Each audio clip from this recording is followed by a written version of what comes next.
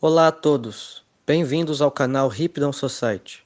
Neste vídeo temos o prazer de apresentar de maneira exclusiva o documentário The Gospel of Caesar, legendado em português, baseado no livro Diz o Vosso Caesar de Francesco Carota, que dedicou uma vida de longos e profundos estudos sobre o tema.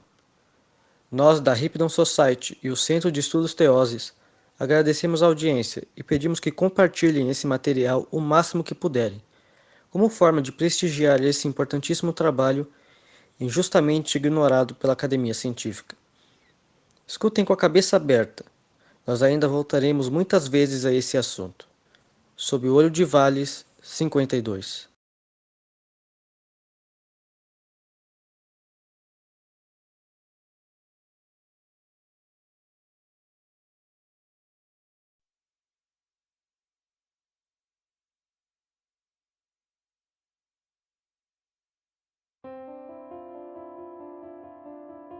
The linguist and engineer Francesco Carota discovered that the narratives of Jesus Christ are based completely on the histories of Julius Caesar.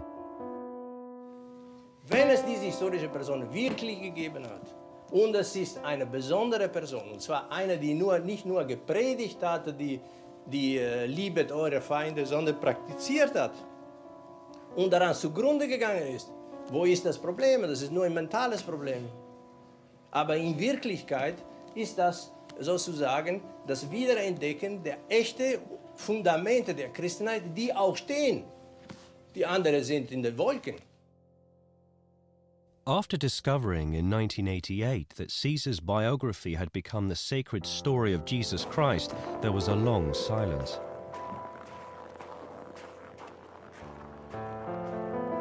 The peculiar disclosure that the Gospel may be based on ancient Roman sources finally meets with a response from the Spanish priest Pedro García González.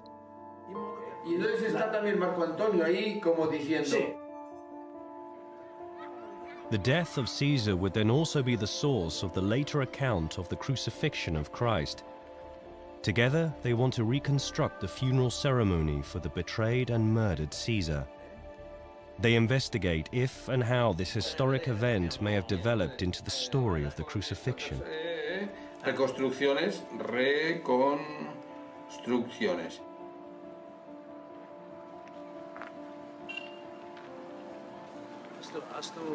Hast du dieses Wort gesehen? Guck mal hier. Hier. Memento audere semper. Man muss immer wagen. Vergiss nicht, man muss immer wagen. Er hat gewagt.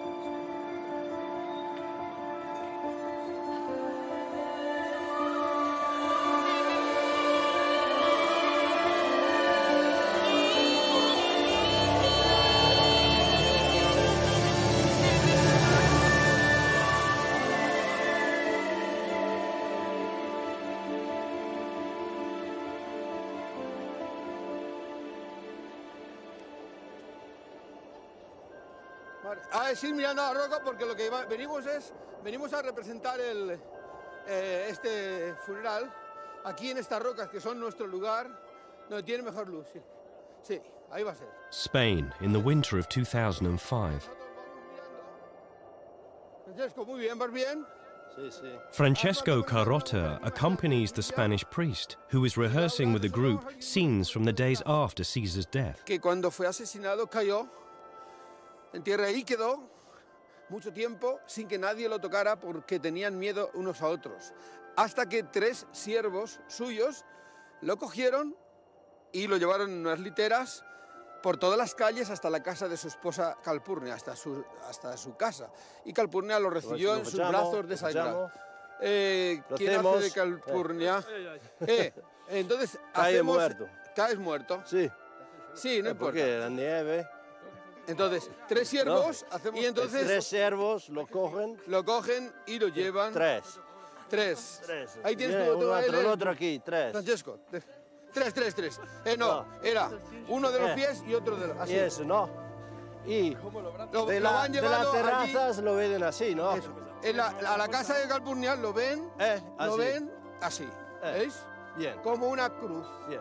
Siempre lo verás. Calpurnia lo recibe y llora. Calpurnia lo recibe y llora. ¿Quién hace Viene Calpurnia? Calpurnia, viene a llorar. Y Calpurnia lo recibe en casa y estás Y como llora. sentada. Eso. Y tú caes en los brazos. Venga, Sobre el grembo de Calpurnia. Eso es. Esa es la primera escena. Esa es la primera escena. Vamos a dejarlo. Eso Así, es. dejámoslo. Esa Esa es la es- primera escena. Esa es la ¿no? primera escena de Calpurnia. Ecco. Muy bien. Bien. Esperamos con estas tres escenas donde intentamos verificar si el funeral que se hizo en Roma en el año 44 está vinculado a la liturgia, todavía sigue vinculado a la liturgia o a las escenas de pasión o de procesión que hacemos todavía en todas las partes del mundo. Die Christenheit, wie soll sie so plötzlich auftauchen und erscheinen und das ganze Reich beherrschen, wenn der Gründer der Christenheit nicht existiert hat? Das ist ja undenkbar. Iba girando para que todo el pueblo romano lo viera. Y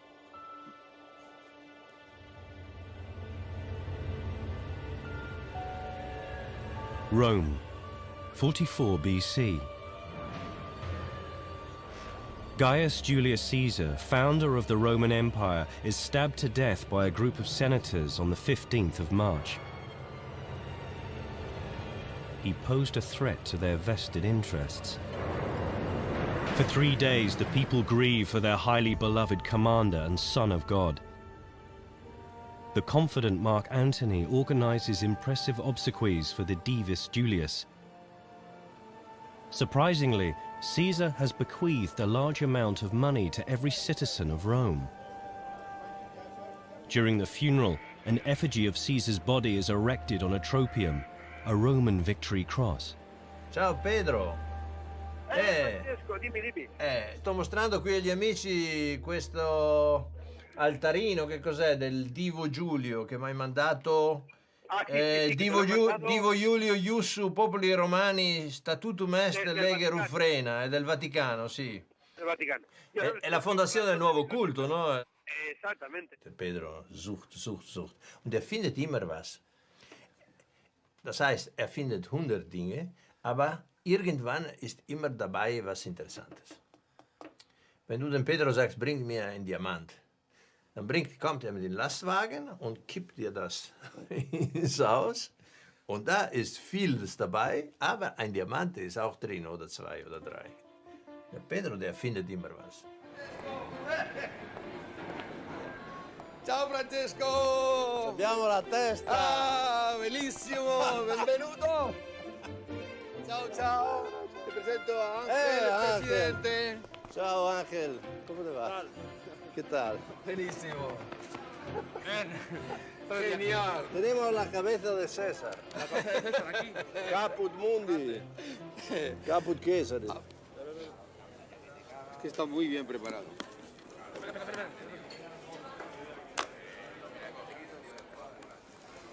Tú, Ángel, tú. Attento, Atento, Ángel. Cógela. Ángel, cógela tú. Mettilo qui sul tavolo. Vas un poquito. Appoggialo qui sul A tavolo. ver, Ángel. Ponte aquí. Es igual. A ver. Das war das Bild von Caesar, was ich im Kopf hatte. Ein Condottiere, ein Heerführer, ein knallharter Typ, ja? Krieg, Macht, so. Plötzlich sehe ich andere Caesar, zum Beispiel diese hier, wo die Pietà, sagen wir mal, die Clementia Caesaris betont wird. Ja? Die Caesar als jemand, der Mitleid hat für die Mitmenschen, insbesondere für seine Feinde. Und von diesem Porträt von Caesar, von diesen Gedanken, dass er vielleicht doch ein anderes Gesicht hatte, wurde ich dazu verleitet, mir die Texte, die Caesar anbetrifft, ein bisschen anderes anzuschauen. Und da dieses hier eindeutig ein Pietà-Gesicht ist, also es sollte Mitleid erwecken, ja? Es sollte Mitleid erwecken im Zuschauer. Auf Italienisch Mitleid ist Pietà. Und die Pietà ist ein typisches christliches Bild. Richtig? So. Und dann habe ich das Gefühl gehabt, Moment mal, bei Cäsar ist was Jesuanisches. Und das ist nicht möglich. Weil das sind ja zwei Personen, Cäsar und Jesus. Die haben miteinander nichts zu tun. Er lebt in einer unterschiedlichen Epoche und unterschiedlichen Charakter. Der eine ein Feldherr und der andere ein Barfußprophet. How could the funeral ceremony of Julius Caesar have transformed into the later account of Jesus Christ's crucifixion? During the Semana Santa, the Holy Week, the villagers perform the annual Passion. Now, the Spanish priest, along with the linguist Francesco Carota, wants to reenact scenes from the unknown mourning ritual for Caesar, reconstruct it on the basis of the classical text, build props, and perform it with actors from the village. Tu ángel, tienes... Si quieres ser muerto, toma eso, papel. Si quieres ser vivo, toma el parece. Es que por el Antonio. Se parece a... Sí. Se parece Verdad. Yo creo que Juan puede ser Marco Antonio. Vamos. Así, bueno. Sí, pero hay un problema para ti. ¿Por qué? ¿Qué problema? Porque César fue muy vanitoso, se epilaba. Depilar. Tú vas a epilarte. Es complicado, ¿eh? Me pides tirar la cena. Una cena primordial del funeral de César. ¿Tú puedes explicar, Pedro, lo que pasó aquí? Sí. Bueno. Piano, Suetonio, etcétera, todos los que hemos dicho, describen el trozo del funeral. Pero el momento central es Marco Antonio está haciendo la oración fúnebre. Es muy importante las oraciones fúnebres. Que Marco Antonio, en plena oración, levanta la lanza y descubre esta toga, que es la toga ensangrentada, y descubre la figura de cera de César con todas las dagas, porque describe a César reposando en un féretro que tiene la forma del templo de Venus. Y este tropeón dice que giraba en un mecanismo para que todo el pueblo de Roma lo viera. Tenemos todo el pueblo de Roma aquí. Entonces giró el tropeón y vio todo el pueblo vio su cuerpo destrozado por las heridas. Así tal cuentan la historia. Entonces vamos a hacerla primero, que levantan el tropeo. Vosotros lo levantáis, os agacháis. Marco Antonio hace la inclinación con un solo gesto, ya hizo una oración, unas plegarias, se cantó unas plegarias. Y de pronto, en medio de la plegaria, levantó la toga con la lanza.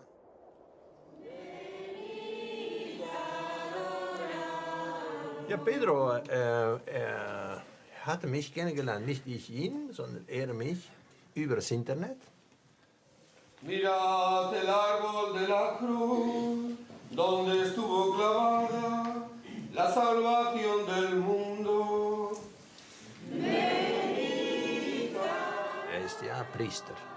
Und in dem Dorf, wo er Pfarrer war, inszenierte er jahrelang so Passionsspiele. Und dann wollte er die Passionsspiele möglichst so ursprünglich wie möglich. Er hatte immer versucht, zurückzugehen. Mientras comían, cogió un pan, pronunció una bendición, lo partió y se lo dio a ellos, diciendo: tomad, esto es mi cuerpo.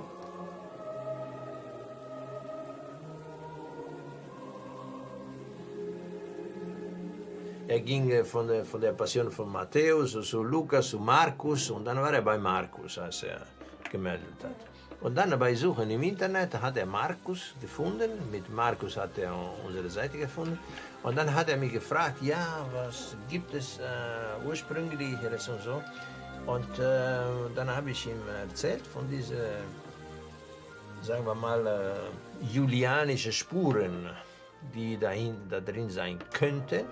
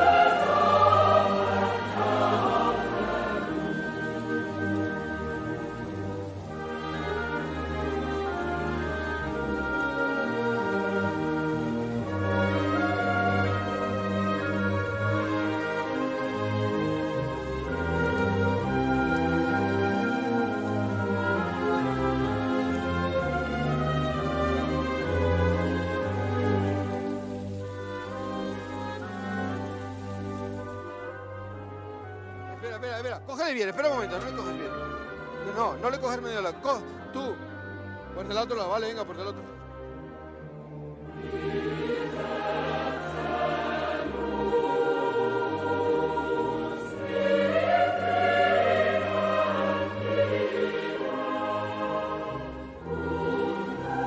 Und dieses Bild, das ist ein ganz zentrales Bild für die Christenheit. Die Frau, die Mutter, mit dem Sohn auf dem Schoß, ja, durchblutet und so.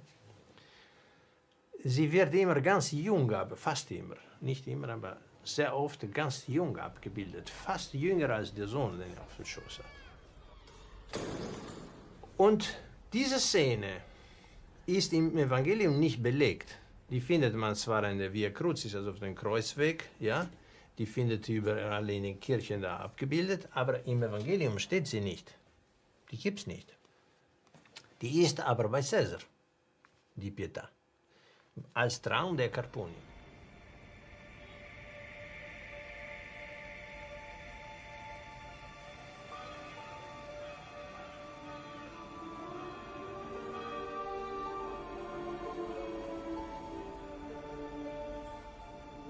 In der Nacht, bevor er ermordet wurde, hatte seine Frau, träumte, dass sie ihren Mann blutdurchströmt auf den Schoß hält.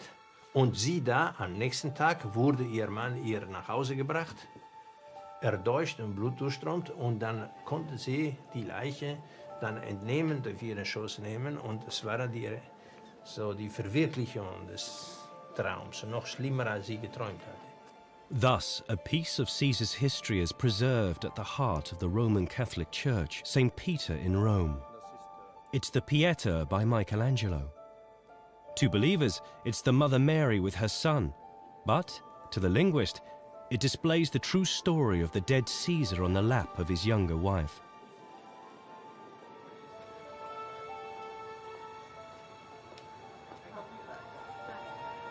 Me lo apra, me lo faccio vedere così lui è contento perché è qui per filmare, vedi? Solo con quelle piccole. Vedi l'espressione del viso è un'altra, vedi? Siccome 3 giorni fa hanno ammazzato Giulio César, che erano le Idi di marzo, giusto? 3 giorni fa? Le Idi di marzo. Io non sapevo manco che stava male. Esatto. Se adesso un artista avesse voluto rappresentare questa scena del sogno di Calpurnio, il risultato sarebbe stato molto lontano da questo o abbastanza vicino? Cioè... non lo vedo Giulio Cesare e Gesù. No, come fattezza, diciamo. Sì, però diciamo come... La faccia qui non si vede. Sì, ecco, diciamo giusto? come... Sì. Qui la faccia non si vede. Allora, secondo lei... È un amore verso una persona cara, diciamo, no? La Madonna, diciamo, se non era la Madonna, era una persona normale, tiene in grembo, diciamo, in braccio una persona cara, quello sì. Una persona ammazzata. Ammazzata, sì. Lei lo sa che nella settimana santa in Spagna gli spagnoli la Madonna, allora il Mater Dolorosa la chiamano la vedova. Ma ce ne stanno le storie in merito, le ho lette pure io. le ho lette pure io, sì. È interessante però quello che lei ha detto, sì. We find the Pietà with Julius Caesar, but not in the Gospels. Even the familiar image of the hand of God from heaven is present in Caesar's history. In Caesar's last dream, Jupiter reaches out to him from the sky. And on this early sarcophagus, the figure of Christ is not fitted with a crown of thorns, but a wreath of laurel.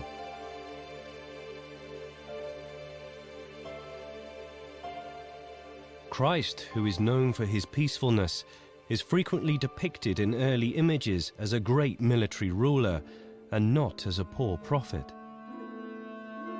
How could the cult around the suffering of Jesus Christ have spread so quickly to every corner of the Roman Empire?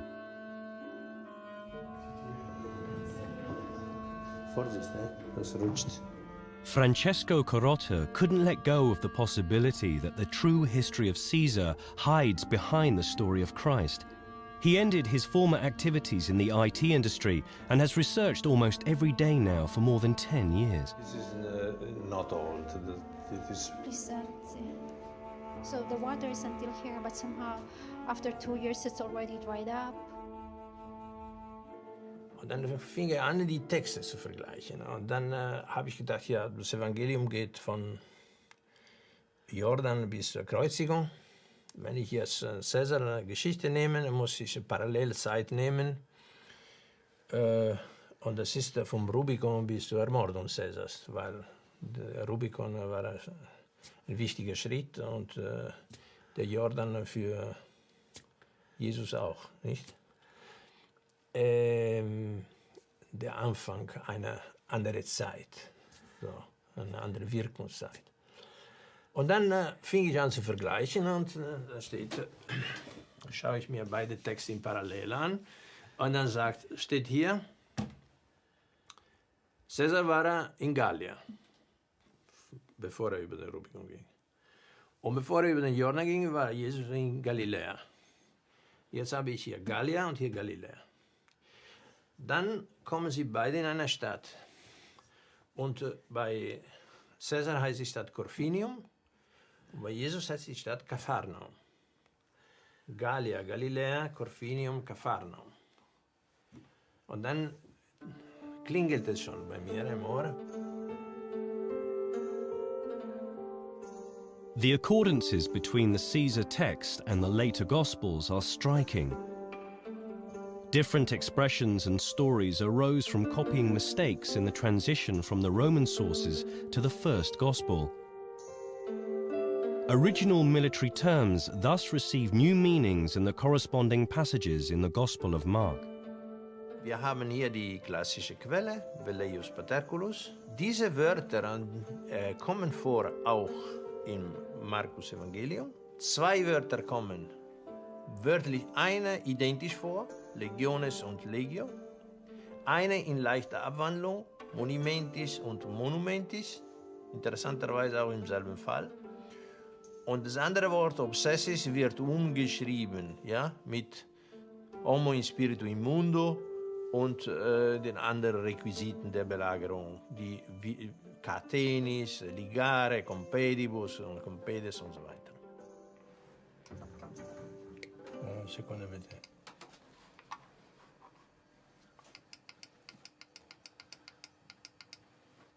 Das ist es. Siehst du? Das ist es. Also, wenn bei Caesar Bithynia vorkommt, kommt bei Jesus Betania vor. Wenn bei Caesar Nikomedes vorkommt, dann hier Nikodemus. Wenn Maria und Maria, Longinus und Longinus. Mare Gallio und Mare Galiläae. Pontifex wird im Pontifex, das heißt der Brückenmacher, und entsprechend der Zimmermann. Veni vidi vici, das berühmteste von Cäsar. Ich kam, sah und siegte, ist auch im Evangelium. Ich kam, wusch mich und sah, sagt ein Blinder, der von Jesus geheilt wird. Und wenn du hörst, ich kam, sah und siegte, und ich kam, wusch mich und sah, 2 Elemente sind da. Ich kam und sah, sind identisch. Nur das 3. Element ist anderes. Ich siegte und ich wusch mich. Für uns völlig unterschiedliche Dinge. Niemand von uns würde verwechseln zwischen siegen und sich waschen. Aber ein Grieche kann es verwechseln bei der Schrift, denn das eine ist enipsa und das andere ist enikisa. Das heißt, sie sind fast identisch in der Schreibweise und auch noch ähnlich in der Aussprache. All the famous sayings of Christ are already found in the earlier Caesar text, with the same words in the same sequence. Margarita, muss dir was vorlesen. Aber nicht in dem Schutz. Was ich heute geschrieben habe. Ja, nicht in dem Schutz. Ja, Ja, dem fürchterlichen. Ich habe jetzt was geschrieben, schau. Das ist jetzt für die englische Ausgabe. Ja. Es gibt ja diese Texte. Cäsar sagt, wer nicht auf meiner Seite ist. No. Ich lese die auf Englisch vor. Ja. who is not on any side is on my side. Und Jesus, who is not against us, he is for us. Der Anfang war sicher sehr schwierig, weil es ihm mangelte an Zuhörer und an Menschen, die auch anfingen, an ihn zu glauben und an seine These zu glauben und an seine Theorie zu glauben. Jetzt ein Kürzel, ja?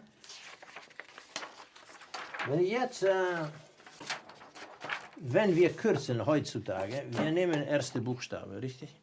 Aber die Griechen, zumal eine Beugung gibt in Fälle, um auch zu verdeutlichen, wie im Satz drin ist, haben sie immer erste und letzte Buchstabe genommen. Wenn man die Abkürzung von Julius macht, hat man die Abkürzung Is. Und wenn man von Jesus die Abkürzung macht, hat man auch Is. Das heißt, wir lesen als Jesus, weil wir gewöhnt sind, das Jesus zu nennen. Der Retter. So. Übrigens, der Retter war auch Titel von Cäsar.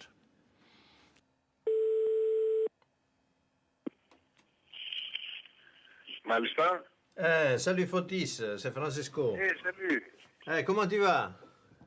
Mais ça va très bien. Et vous-même? Ça va. Bien passé la Noël? Mais bien sûr, bien que Noël chez nous, enfin chez moi, c'est plutôt calme.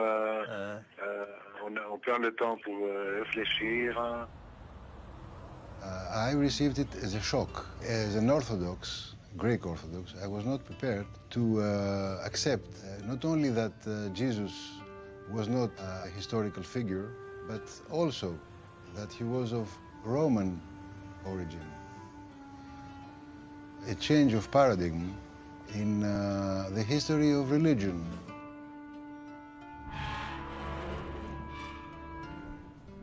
As a person of science, as a linguist, I had to have some established thoughts also on religion, as well as on every other human science. There were some established ideas which were thrown away by this book.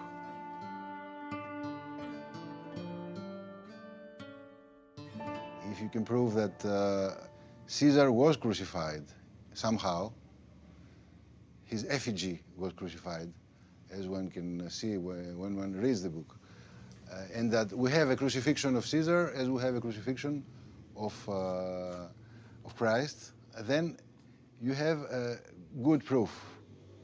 You have plausibility, and on top of that, you have hundreds of resembling words or resembling meanings. You have, for example, Gallia Galilea. You have Corfinium Capharnaum. You have Lepidus Pilatus, with the two consonants interchanging, Lepidus Pilatus. Caesar is said to have said that the best death is a sudden one. And he said that the night before he died, during his Last Supper. And Christ, during his own Last Supper, he said, well, I once said the Greek terms, but they mean what you have to do it quickly. The best death is a sudden death, said Caesar. What you have to do it quickly, said the Christ.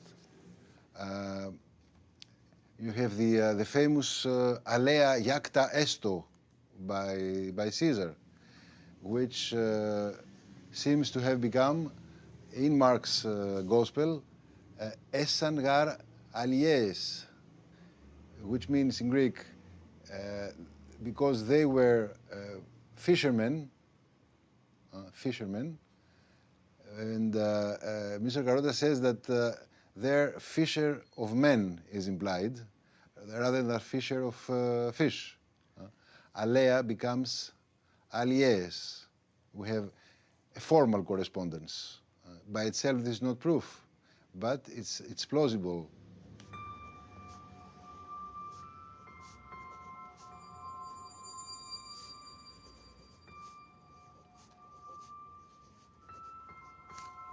structural similarities can prove things, can explain, to be precise, things. But then, if you also have many words that can be put into this scheme, into this similarity scheme, that strengthens the evidence, the truth of the theory.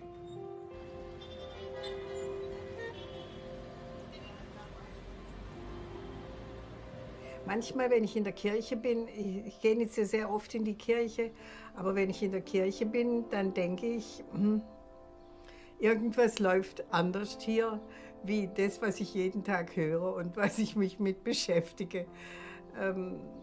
Schwierigkeiten habe ich eigentlich nicht damit.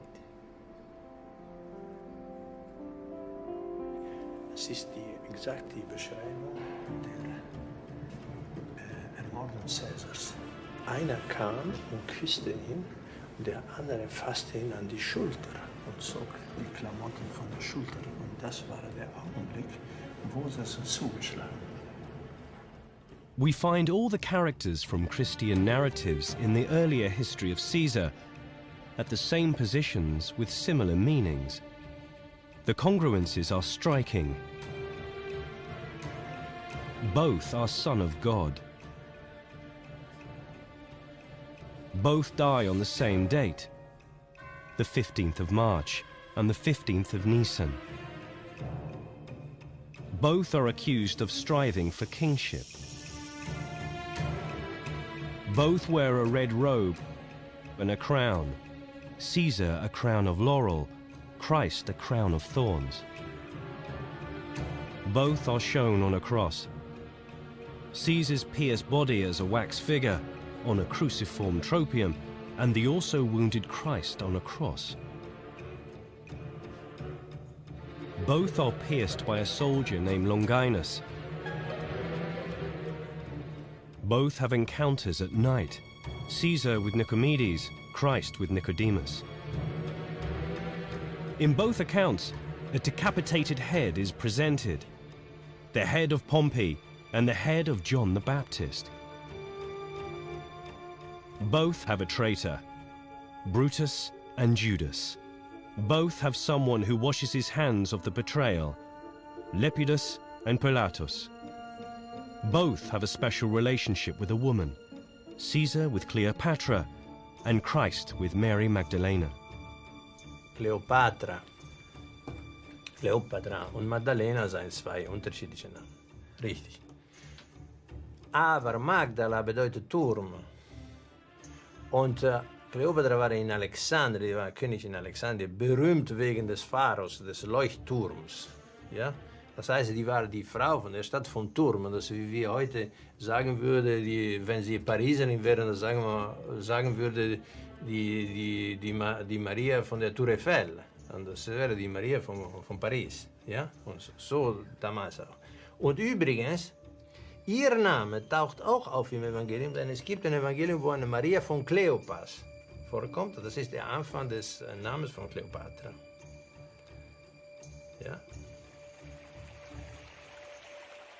El Rubicon va en el mar, ¿no?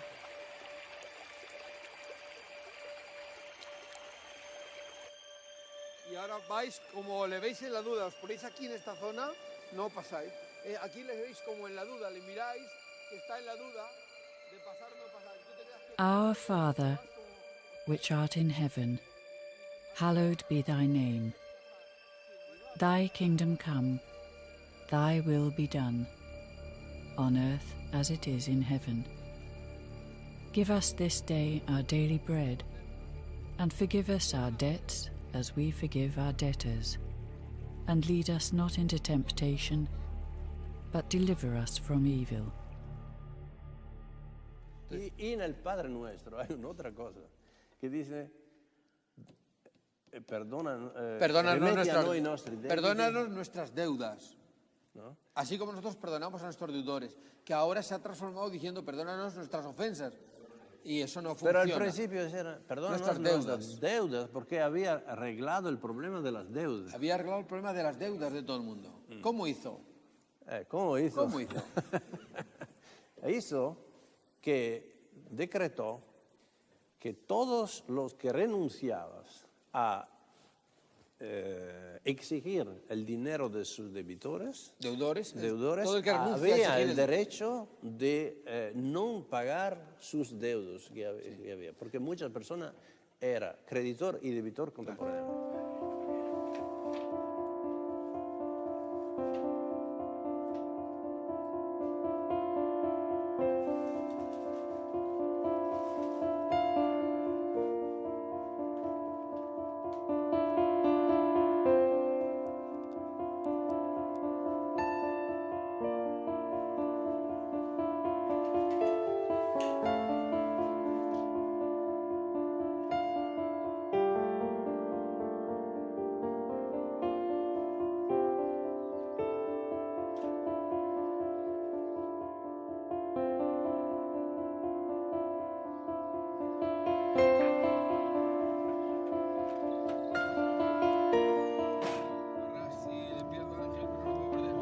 Since meeting a few years ago, Carota and Garcia Gonzalez have searched almost daily for the traces of Caesar.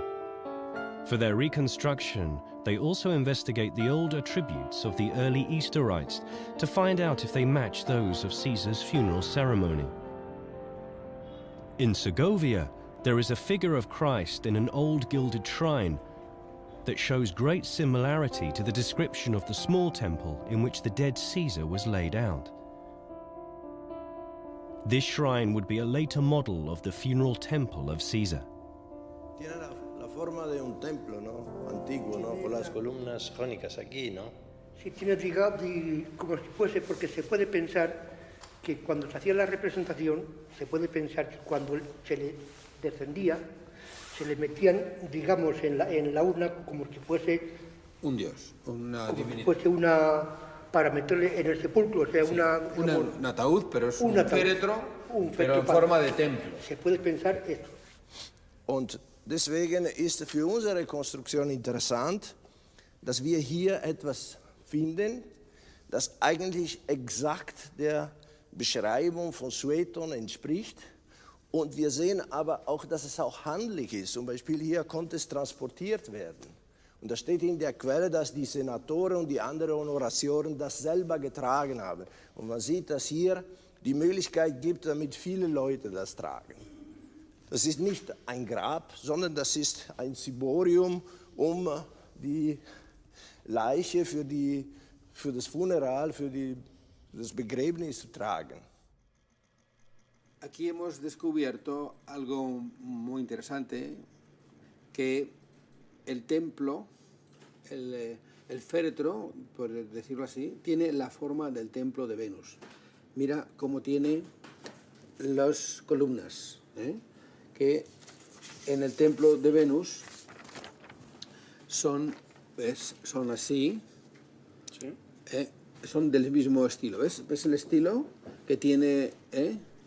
Es el mismo estilo de columnas. Se puede decir, ¿no? Ese es. Se Sí, puede sí, hacer. Se puede hacer todo. Perfecto. Sí. ¿Podríamos sacarlo? Ah, ¿sí? Ah. Eso. Muy bien. Y después se abre. Se abre. En la cruz. En la cruz. Fijado Se le en la cruz. Se le crucificaba. Y se lo metía a la vertical. Le metían la lanzada. Le bajaban y le metían dentro digamos, del sepulcro. Ah, sí, O sea, sí. Eso fungía como sepulcro. Exacto. Sí. Y aquí le metían la lanzada. La lanzada. Y por eso hecho una figura en cera, como cayó, y la fijó en una mecané que no se sabe cómo es, con una forma de cruz, probablemente como un tropeo, y la levantó para que todos lo vean, ¿no? Esa figura en cera, hay Agustín que está haciendo la figura, no la hace en cera porque no sabe trabajar la cera, pero intenta de hacerla de madera.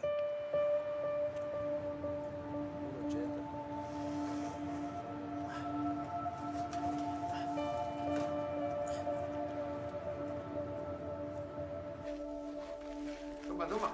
Señor. Ya sé, yo me imaginaba cuál era. Claro, por las fotos. Sí, parecido.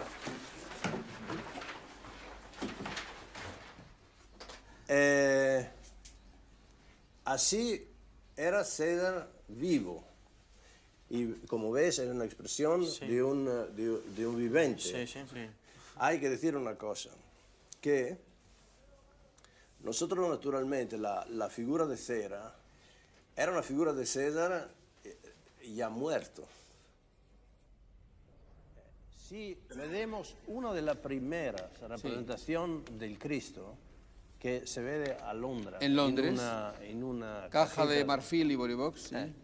Hay exactamente esa situación. Que no cae y que no tiene clavos en los pies. Pero la fuerza, peso se ve de aquí, ¿no? Sí. La fuerza, ¿cómo se Como cuelga Judas, en este caso Judas, como cuelga. Cuelga del cuello y se ve que la fuerza de gravedad está muy bien demostrada por el escultor. Mientras que en la representación del 340 o 50, esa es la edad, que es la época, no está colgando. Entonces, eso no está demostrando solo con los dos clavos, y todos sabemos que los clavos en la mano desgarran si colgase. Entonces, ¿qué es? ¿Una persona o es una figura? Indudablemente, eso objetivamente es una figura. Es una figura, no puede ser una persona. No puede ser una persona, porque caería. In the British Museum in London, there is the earliest representation of the crucifixion. The artist knew well how to depict gravitation because the branch from which Judas hangs is bending realistically. If a body had really been hanging on the cross, then the arms would be sagging, pulled by the body's weight, all the more since there is no footrest, and the figure has no nails through his feet. Caesar's wax effigy could explain this unnatural posture.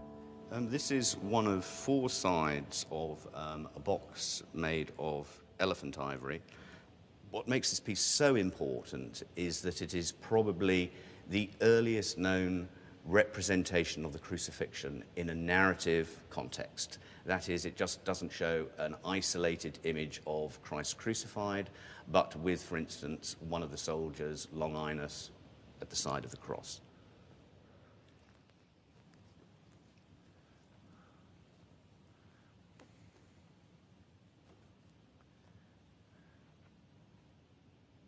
On this side here, you have Judas hanging from the tree with the pieces of silver.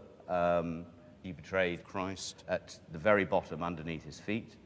And here you have Longinus, one of the soldiers at the crucifixion. The feet of Christ are unnatural, stiff, horizontal, but the toes of Judas are pointing downward, like those of a real corpse. This earliest crucifixion scene could of course foreshadow the resurrection of Christ, but would also be explicable if it showed an effigy, as with Julius Caesar. The artist is very well depicting gravitation, but can you explain why Jesus is so more like a puppet on a string? String? No. And the Lord has no nails in his feet? No, that again is, that is not that unusual at this, this period in the development of early Christian art. Especially noteworthy is the figure's facial wound, which is explicitly reported for Caesar. And Caesar meets his death for the same reason as Christ, because of his controversial kingship. The original wax figure of Caesar's body would be the logical precursor of the crucified one. Die Wachsfiguren haben in der Kirche eine Tradition, weil das römische Sitte war, vom Verstorbenen eine Wachsfigur anzufertigen und sie da zu zeigen, wie sie im Leben gewesen war. Und deswegen hat Marcus Antonius den Gedanke gehabt, dem Volk zu zeigen, wie ihr Gott und ihr bester Mann zugerichtet wurde. Und deswegen haben die früheren Kruzifisse die Arme auch nicht so hängen, sondern gerade und sogar ein bisschen nach unten, ja, so wie jemand hinfällt. Ja? Ich kann, wenn ich jetzt da liege, so, ja, so. Aber wenn ich hier auf einer Bühne bin, du siehst mich, weil du da oben bist, aber das Volk sieht mich nicht. Also, um das sichtbar zu machen, muss man das aufrichten, so damit es alle sehen. Deswegen ist dieses Aufrichten des Kreuzes ganz wichtig. Ja, und deswegen hat der Kruzifix auch die Arme nicht so. Und die Arme hat er so, und zwar ein Jahrtausend lang. So. Kruzifixe fangen an, so durchzuhängen mit der Renaissance, und vorher nicht. ¿Se puede poner un poco la vertical de pie? Un segundo solamente. Sí. Un momento. ¿Yo lo sostengo? Sí. Vamos a abrir, ¿Os abrir los sostienes tú, brazos. José? Rafa, eso es. Eso es. Fíjate, fíjate. Despacito. Ah, así. Ah, los brazos no van mucho, No van más no van muy alto. Con lo crucificado con los brazos un poco bajo.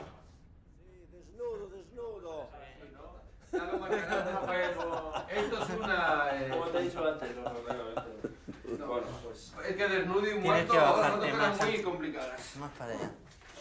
Más, Si o lo quieres ver subimos... desnudo, tiene a que ver. estar muerto también. No, No no, puede no, ser. exactamente. Entonces es como si... No, te tienes que bajar un poquito más abajo. Ahí. Tú ahora deja como si estuviese... Déjala muerta la mano. Yo te la suelto despacio, ¿eh? Tú abre un poquito. Ábrela así. Un poquito. La suelto. Ahí. Este de aquí. Déjale. Abre un poquito. Ahí.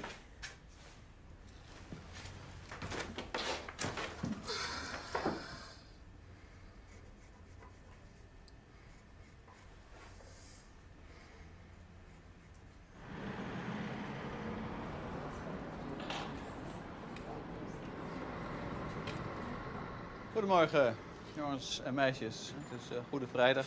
Eigenlijk horen we hier niet op school te zitten. Maar door een of andere soort gedrevenheid ben ik hier gekomen en zijn jullie hier gekomen om eens even te bekijken wat Goede Vrijdag nou eigenlijk voor een soort liturgische viering is. De dood van Jezus plus de opstanding. En het aardige is, in de uitbijlage van de Leeuwardenkrant zien we hier opstaan. Ja, in paasvuur. Het branden van een vuur wordt vaak gedaan bij een begrafenis. We noemen dat, je weet het natuurlijk wel, geef het Latijnse woord maar even. Crematie. Ja. Ja, ik probeer deze theorie aannemelijk te maken voor leerlingen. En ik merk bij heel veel leerlingen dat ze ontzettend enthousiast zijn en daarin meegaan en tegenopmerkingen maken. En dan krijg je een hele leuke discussie in de klas. En ja, dan kost het me gewoon weer een les. Als ik eenmaal begin, dan houdt het ook niet meer op. Dus weer een les voorbij. Wat voor een beeld zou men kunnen hebben over Caesar? Noem nog eens wat dingen die je te binnen schieten. Ook krijgshaftig. Krijgshaftig. Goed. Nog een titel die bij Caesar past. Toch ook wel barmhartig. Latijns woord voor barmhartig is? Clementia. Iets harder? Clementia. Ja, clemens is barmhartig, dus clementia is de term die daarbij hoort. Ik denk niet dat dit trouwens een beeld is dat de massa heeft, hè? Dat Caesar zo barmhartig was. Goed, nou, je kunt zeggen hij is dictator, hè? Rücksichtloze dictator. Men kent Caesar uit de bronnen en daar komt helemaal niet een weldoener naar voren die geneest. Dat is ook logisch dat men in die categorie blijft zitten. En Jezus, ja, dat hij iets met Caesar, de generaal, de grote overwinnaar, te maken zou hebben. Het is natuurlijk moeilijk te vatten voor mensen. Men blijft dan maar liever in het vertrouwde kader zitten. Is hij niet met Venus verbonden? Of, Ja, uiteraard. Oké. Hij is als het ware de zoon van God. Hè? Hij is de zoon van Venus. Via wie? Via Eneas. Via Eneas. Hè? Eigenlijk Julius, zoontje van Eneas. Eneas. En Venus. En Venus is liefde. En wat is het kenmerk van het christendom? Naast de liefde. Hij werd niet na zijn dood tot God verklaard. Sterker nog, zelfs voor zijn dood. Ja, het is nog erger. Hij was al God terwijl hij nog mens was. En hoe noemt Jezus zich? God die mens geworden is. De mens geworden God. Hè? De op aarde verschenen God. Ja, op aarde verschenen. Wir haben Jesus, der ist der Sohn Gottes, sagen wir.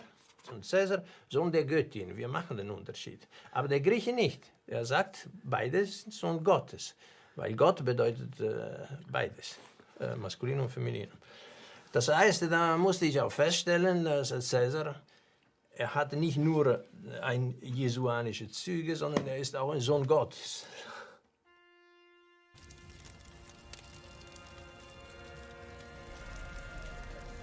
As part of the religious rituals during the Easter celebration, a large fire is lit in front of the churches in memory of Christ's resurrection from death. In many places all over Europe, this fire is solemnly borne into the church by the attendants. At Caesar's funeral, there also was a large fire. He was cremated on the Forum Romanum in Rome, where the people came to pay their last respects to their beloved Lord. And they also carried the fire. Caesar werd verbrand midden op het Forum Romanum.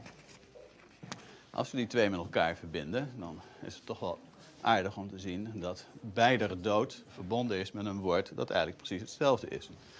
Oké, toeval, hè, zou je zeggen. Maar het zijn argumentaties die je hebt. En je probeert te achterhalen wat nou de historische achtergrond van dat christendom is geweest.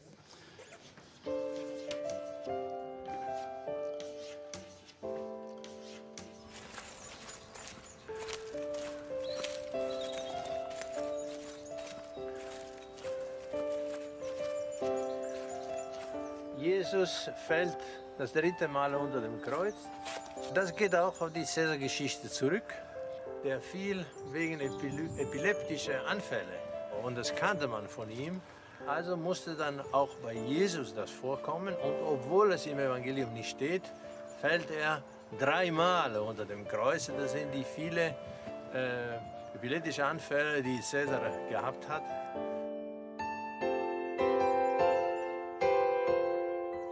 Veronika reicht Jesus das Schweißtuch dar. Das ist auch interessant, das steht auch nicht im Evangelium. It is striking that the original Christian rituals appear within the borders of the old Roman Empire, from Spain to the Greek islands, where Christianity would have spread after developing from the worship of Caesar.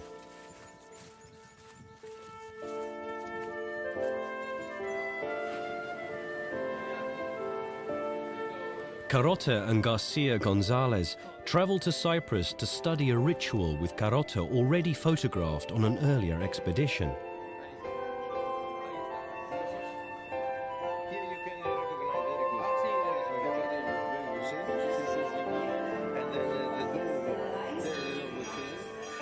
Theophany, the baptism of Jesus, is celebrated throughout Greece on the 6th day of the new year. In this Orthodox ritual, which on almost all Greek islands takes place on the edge of a river or the sea, Caesar's decisive military crossing of the river Rubicon can be recognized.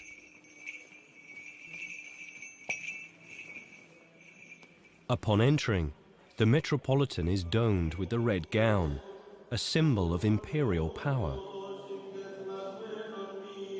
The victorious nature is also expressed by the prominent role of the high-ranking military officers during the service.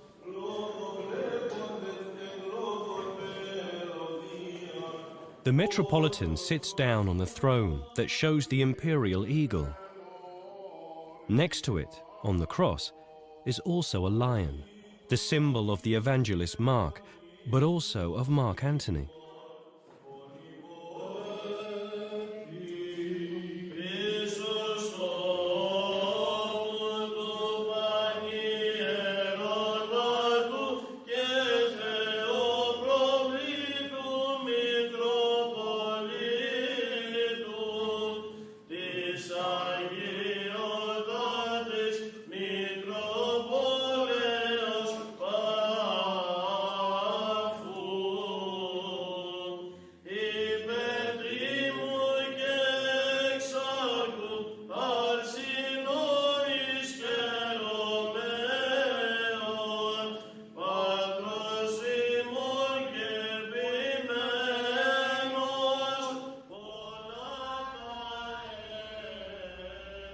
L'origine romana, abbiamo detto l'Adventus Caesaris dell'imperatore. Allora si può supporre che nella situazione che precedette l'apparizione del cristianesimo, che arriva praticamente nel secondo secolo, il contesto, no? Nel primo secolo ci fu per più di un secolo questo culto di Cesare come Divus Julius, in cui si festeggiarono tutte le sue vittorie, no? Come fiesta religiosa, come milagros incluso. Sì. Ecco, è come miracolo. Sì. E quindi il passaggio del Rubicone, che era il primo Adventus Caesaris, aveva una funzione importante.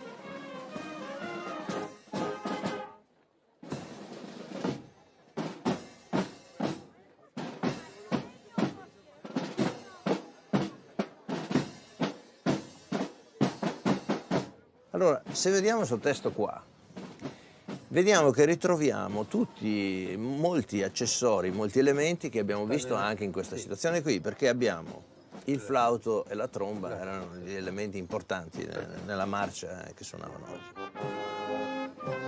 E poi c'è questo entrare nell'acqua e c'è questa frase famosa di Cesare, il dado è gettato, che riprende quasi la scena che è stata fatta lì di gettare la croce. E come tutti i soldati passano a quel punto, no? Tutti passano a quel punto, si buttano nell'acqua, abbiamo la stessa scena che abbiamo qui con i ragazzi che si buttano nell'acqua, no? The military procession reaches the waterside. Draped with palm branches, the symbol of imperatorial power. There the doves are to be released as a representation of the Holy Spirit. But the dove is also the symbol of Venus and of Caesar, who indeed offered peace and forgiveness to his enemies. Under the eyes of the soldiers, the young men will dive into the water as the metropolitan throws the cross into the river. Tunc Caesar, eatur inquit, quod eorum ostenta et inimicorum iniquitas vocat, iacta alea est inquit.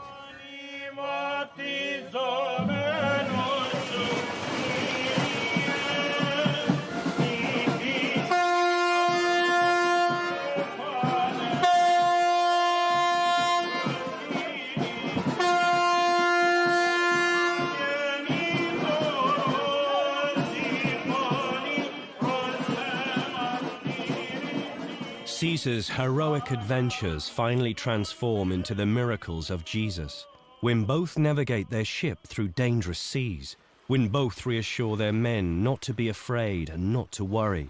Caesar's divine fortune heads across the sea, and Jesus Christ walks on water. Buttati in mare, Pedro. No, voy a sacar la espuma. Voy a sacar la espuma. Ahora viene, Vai. Sin batteria. Guarda che bello qua. Sì, bonito. No, no, maravilla. Está bien. Es tierra volcánica, ¿eh? Esta isla es volcánica. Dai, andiamo. Ze hebben geprobeerd om zijn herinnering uit te wissen. Maar er is één man die een belangrijke rol daarin gespeeld heeft. Dat is zijn onderbevelhebber. Je weet hoe die heet? Marcus Antonius, hè? Hé, Marcus. Kennen we die niet ergens van? Het evangelie van meneer Marcus. Heeft het verband? Vraagteken, vraagteken. Ja, hè? Caesar was de op aarde verschenen Zoon van God. Via. Die Leiche von Caesar wurde verbrannt und Jesus wurde gekreuzigt. Aber das Wort ist identisch. Nur hat eben im Lateinischen und im Griechischen unterschiedliche Bedeutung. Dieses griechische Satz hätte man ins Englische nicht mit they also which pierced him, sondern man hätte übersetzen sollen mit and they also which stabbed him. Sie haben ihn durchstochen, sagte der Grieche, und der Lateiner, sie haben ihn erdolcht. The betrayals of Caesar and of Christ are both announced with a kiss. Und dann im Evangelium unten auch ein Signal, ein Token. A passage in the Quran also sheds a completely different light on the origin of the crucifixion. Das ist eine Koranstelle. Sie haben ihn nicht gekreuzigt, aber es wurde ihnen so gezeigt, so dass es so aussieht. Ja? In manchen Übersetzungen steht, es wurde ihnen ein Scheinbild gezeigt. Und er spricht hier gerade von den Christen, ja? They differ, ja? Und hier, und they are only in a doubt about it. Also die haben Zweifel, ja? Und sie haben kein genaues Wissen von dem, sondern die folgen nur eine Meinung, eine Konjunktur, ja? The history of Caesar's passion can not only be detected in ancient scriptures, we find it in very old rituals too.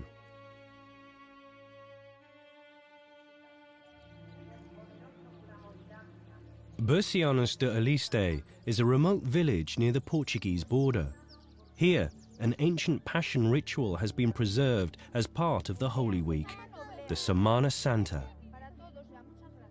But this ritual does not follow the chronology specified in the Gospels, but that of the Roman sources.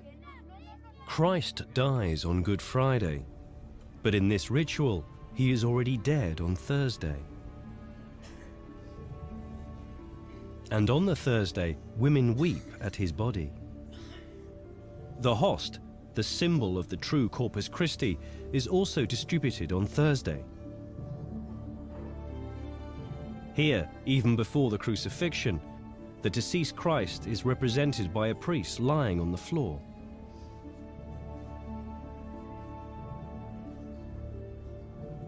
This differing sequence fits entirely with Julius Caesar. He is murdered on the 15th, and on the third day, his effigy in the form of a wax figure is erected.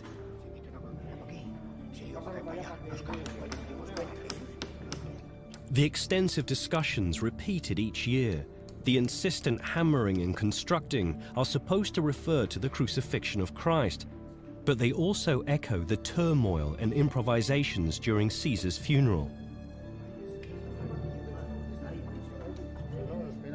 The figure of Christ lies in the small temple, is affixed to the cross, and is then displayed outdoors. Caesar's body lay in a small temple too, and his effigy was also fastened to a cross-shaped tropium for everyone to see.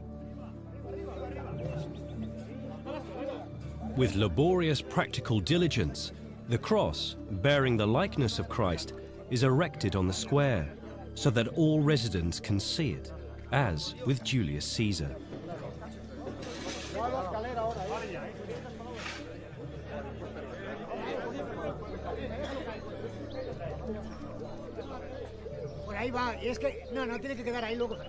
Wir haben eine der ältesten erreichbaren Rituale des Karfreitags der christlichen Liturgie. Und zwar so, wie das Volk es macht, seit weiß man nicht wie lange, weil hier ein isoliertes Dorf ist, das zu Santiago de Compostela gehörte, zur Diözese von Santiago de Compostela, sehr weit entfernt und daher wenig erreichbar. Und die Leute konnten ihre Rituale beibehalten durch die Jahrhunderte. En el nombre del Padre, del Hijo y del Espíritu Santo, que Jesús Nazareno, Rey del universo, muerto por nuestros pecados, resucitado para nuestra glorificación, esté siempre con todos vosotros. El misterio que celebramos es una cruz dolorosa y sangrante, pero a la vez victoriosa y resplandeciente. La cuarta su Padre amado, dirigió su afecto frío, viéndose tan angustiado, dijo al eterno Dios mío, ¿por qué me has desamparado? Wie alt dieses Ritual ist, weiß man nicht. Auf jeden Fall kann man Oblaten bekommen. Die sehen so aus wie die Liba, die die Römer zu den Liberalia, bitte, die alte Frauen den Leuten servierten. Brot und Honig, das Fest der Liberalia, der Ceres, Liber und Libera. Die Schrift und die Tradition sind zwei Säulen, ja, desselben. Das heißt, wir haben die Heilige Schrift und die Heilige Tradition. Die Schrift, wir wissen, die Evangelien sind geschrieben worden zwischen 70 und 100 des ersten Jahrhunderts. Aber die Tradition, wir wissen nicht, ob sie nicht älter ist. Professor Rodriguez Pascual studies Christian rituals. He is interested in this new explanation of the Christian origins. Existió también culto a ese Dios único, a Júpiter, concretamente primero, y después a Julius. Pues es posible, es posible. Yo creo que esa es la labor vuestra de los investigadores. Por eso yo pienso que como hipótesis de trabajo es muy importante. Y además porque llena un espacio que no sea, desde el punto de vista de la investigación, heurístico. Heurístico, es la parola, no se ha hecho nunca, ¿no? Vamos a situarnos ante Él, o mejor aún, vamos a incorporarnos a su vida para llenarnos de los frutos de salvación. Wenn wir das hier gewesen wären, zur Zeit Konstantins, dann würden wir sagen, das ist das christliche Ritual. Aber wenn wir hier gewesen wären, sagen wir mal im Jahr 10 vor Christi Geburt, als Christus noch nicht geboren war, und wir hätten dasselbe gesehen, wenn sich das auch da abgespielt hätte, dann hätte es ausgesehen, die Bauern von hier hätten gesagt, aha, das ist das Bausetzungsritual von Cäsar, weil alle Elemente und Requisiten, die sind auch anwesend.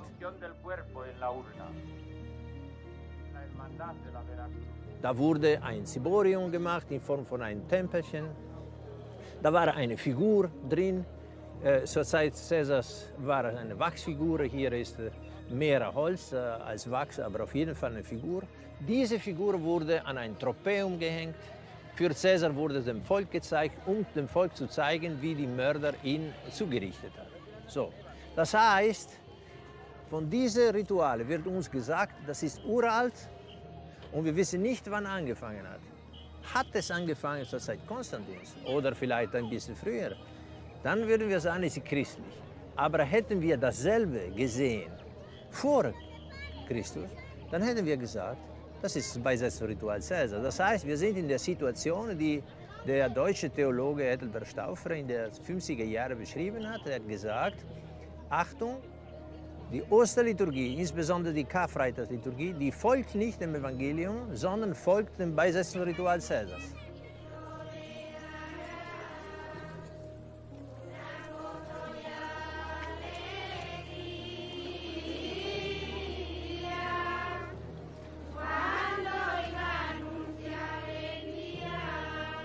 Diese Feier ist eines der wesentlichsten Ereignisse der neutestamentlichen Zeitgeschichte. Klageritualien für leidende und sterbende Götter hat es im antiken Orient seit jeher gegeben. Hier aber sind jene Passionsgedanken verknüpft mit dem gewaltsamen Tod eines Menschen von Fleisch und Blut. Und dieser Mensch ist der kühnste Politiker, den die Antike hervorgebracht hat.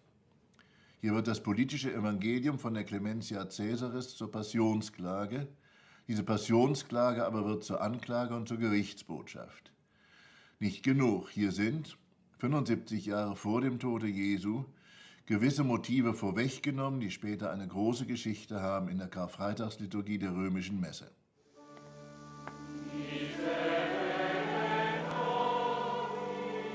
Regarding the Pope, One also recognizes elements that refer to Caesar. Both Julius Caesar and the Pope bear the title Pontifex Maximus, the greatest builder of bridges. And just like Caesar, the popes too were carried in a sedan until the middle of the 20th century. The three images of seashells on his garment refer to Venus, Caesar's divine mother. The original form of the crozier, the pastoral staff, dates back to Caesar's times as well. It's very similar to the augural staff of Mark Antony, the first high priest of the Divus Julius cult. Another salient detail are the red shoes that the Pope wears during the inauguration, which, according to the sources, were also worn by Caesar as a sign of his royal ancestry.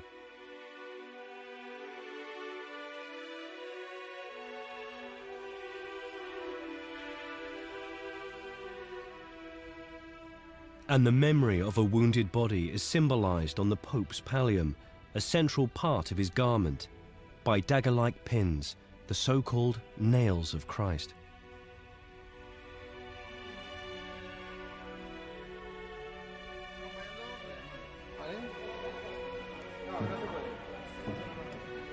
Venga, vamos. Ahora, venga, vamos.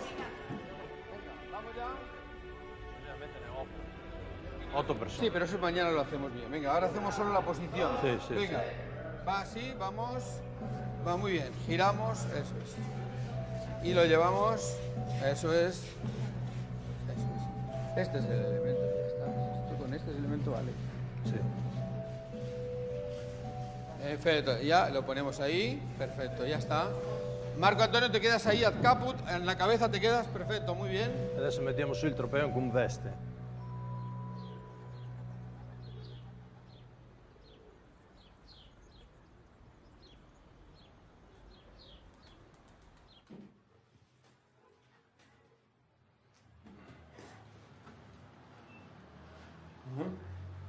Devolvemos ya, ¿no? Sí, sí, devolvemos como fue. Bien. Hay mucho impacto con el cuerpo de Jesús, la cabeza de Júlio César. Mucha polémica. ¿Polémica? Polémica. Hablando, pues comentarios, ¿cómo se dice? Diálogo, curiosidad por saber por qué es esto. Sí, sí. No hay peligro que viene uno que te lo quema. No, de momento no. ¿Y qué te preguntan cuando... Hombre, en primer momento, según nos explicaba la idea y la palabra de que Jesús es Júlio César, pues es muy fuerte. O sea, no entendíamos cómo es posible que fuera así. Si nos han explicado toda la vida que Jesucristo era lo que nos han explicado. The Caesar reconstruction was initially meant to take place on a remote hill, but the danger of a forest fire has eliminated any such plans. The alternative proposal to stage the reconstruction during the Holy Week on the village square has encountered resistance from the villagers. Garcia Gonzalez will have to postpone the performance. Der Zeitpunkt ist ungünstig, weil es Ostern ist. Und dann haben sie ihr traditionelles Fest. Und insofern wird das alles so ein bisschen als Fremdkörper wahrgenommen. Aber das war jetzt eine gute Entscheidung, das nicht zu machen außerhalb, weil das hätte zu Problemen geführt. Das ist durchaus verständlich. Por tanto, es necesario que haya resistencias. Es necesario que haya resistencias y que alguna gente se ponga muy nerviosa y diga, no puede ser, estos nos quieren quitar la fe. No, no te quieren quitar la fe. Lo que quieren es que abras los ojos y veas que la fe es más grande y más amplia y es de muchas más personas de las que tú te imaginabas. ¿Qué os parece? Muy bonito. ¿Eh? Mucho trabajo. ¿Tú mismo la habías visto o no? No. ¿Quién os parece que es? Es Júlio César, ¿no? ¿Me han dicho? Sí. Júlio César. Sí, a que a mí no me cuadraba, que no. ¿El qué no te cuadraba, No. La cara, Sí, la cabeza. Venga, Hasta luego. Hasta luego.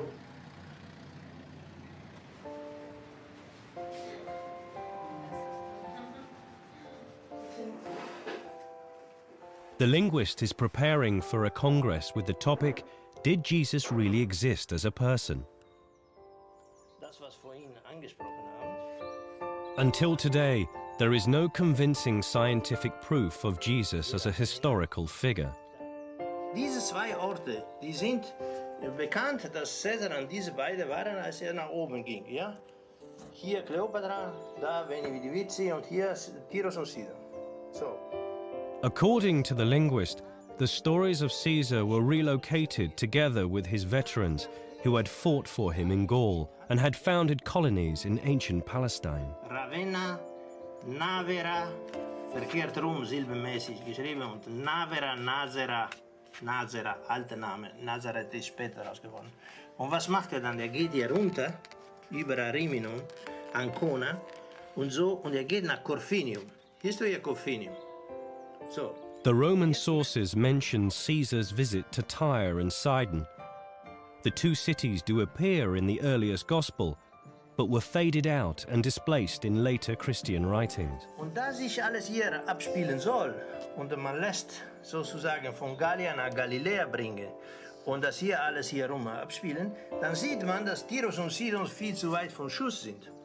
Und da man Jesus sowieso immer zu Fuß gehen lässt oder über den See hier höchstens. Und wenn man beim Übergang von Markus zu Matthäus und Lukas und sowieso Johannes erst recht, weil es ist eine andere Tradition. Und dann hat man Tiros und Sidon einfach abgeschafft.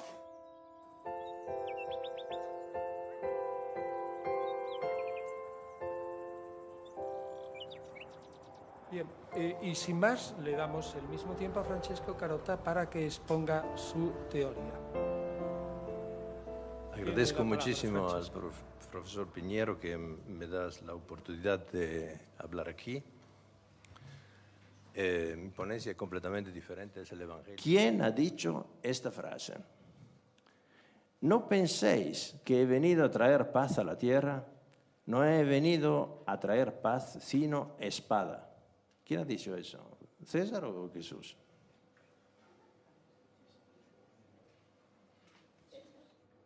Repito, no penséis que he venido a traer paz a la tierra. No he venido a traer paz sino espada.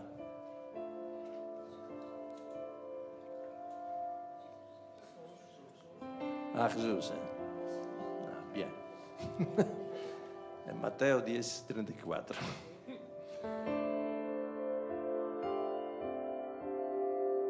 César venía de Ravenna, pasó el Rubicón y aquí hay Ager Gallicus. Y la siguiente, ¿veis? Ager Gallicus es importante. Hasta el empiezo de la vía flamínica es todo Ager Gallicus, ¿no? Y por eso el mar enfrente es el mar de la Galia. Que no sabemos, pensemos la Galia de la Francia. Pero aún así, la dificultad a mí me parece que su hipótesis nos sumerge in un mar di dudas tan totale. Ho fatto pericope per pericope. Non ho trovato niente in Marco che non si trovi mutatis mutandi in Cesare. E quando ho trovato qualcosa, si trova in Ottaviano, l'altro Cesare. Y que el Evangelio de Marcos utiliza la vida de César Íspero, de Julio, de Asinio Polión. A mí me parece una hipótesis, vamos, verdaderamente fantasiosa. ¿Por qué? Porque es muchísimo más sencillo explicar que eso se produce en un país con unas coordenadas, por ejemplo, pongamos Siria, que tiene muchos contactos con Palestina y que es muchísimo más sencillo explicar todas las características de la vida palestina, de las costumbres, de todo lo de los judíos, que no pensar que estamos con gente que está transponiendo la vida de un señor de 100 años antes, que es de Roma, con un ambiente totalmente distinto, religioso, político, sociológico. Es que es una... I giudei all'epoca non erano mica solo in Giudea, erano dappertutto. Al funerale di Cesare, Svetonio cita i giudei a parte, dice tutti quanti i popoli hanno partecipato, hanno fatto lutto del funerale, e poi dice i giudei più a lungo di tutti. No? Dunque, per dire questa cosa vuol dire che c'era una presenza di giudei anche a Roma. Allora, immaginarsi che i giudei improvvisamente erano solo in Giudea è una cosa che non corrisponde alla realtà, perché c'erano in Alessandria, erano in tutte le colonie romane. Se uno dice è strano che si corrispondano, bisogna dire una cosa: se non è vero che il Vangelo viene dalla vita di Cesare, perché Cesare è nato 100 anni prima. Questi paralleli come si spiegano? Perché poi il problema ce l'hanno gli altri, non ce l'ho mica io. Interessante. E la spiegazione più evidente, partiamo dal fatto che lei dice questa è la spiegazione più evidente. No, ma non è che sia. No, ma dimmela tu qual è la spiegazione. So, bei Caesar hast du Cassius Longinus.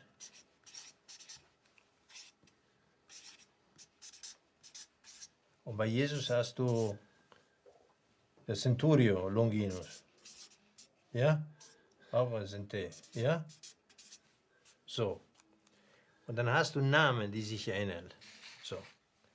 Jetzt interessant wird es, sobald du einen Namen hast, der sich nicht mehr ähnelt. Das wird interessant. Denn du könntest sagen, sobald ich einen Namen finde, der nicht mehr ähnelt, das unterbricht die Serie und es ist Schluss. Okay? Okay, nehmen wir einen. Du hast hier, beide haben einen Verräter. Und bei Caesar heißt der Verräter Brutus. Und bei Jesus heißt der Verräter Judas. Okay?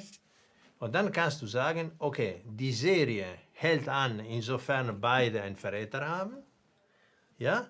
Die Serie hält aber nicht mehr an, weil sie einen anderen Namen haben. Richtig. Und deswegen hier lohnt es sich nachzuschauen, denn hier entscheidet es sich, ob die Übereinstimmungen relevant sind, signifikant sind oder nicht. Ist es klar? Wir haben noch, beide haben einen Verräter. Insofern die Serie ist noch irgendwo signifikant. Aber sie haben nicht mehr denselben Namen. Und einer könnte sagen, Ende der Fahnenstange, finito. Okay? Wegschmeißen. Alles andere ist unbedeutend. Hier lohnt es sich also genau hinzugucken. Und schauen wir mal. Wir haben gesehen, dass die Abkürzung IS bei Jesus, die ist ähnlich wie bei IS bei Julius. Familienname. Name der Gens. Nicht ähnlich mit Cäsar, C und R. Ähnlich mit, also mit den Eigennamen oder mit Gaius, mit den Vornamen, mit den Pränomen. Nein, mit Familiennamen. Also, für den Evangelisten war diese Gens, das Gentilitium war bedeutend. Wir müssen also schauen, hier auch, wie hieß er Brutus? Er hieß Junius.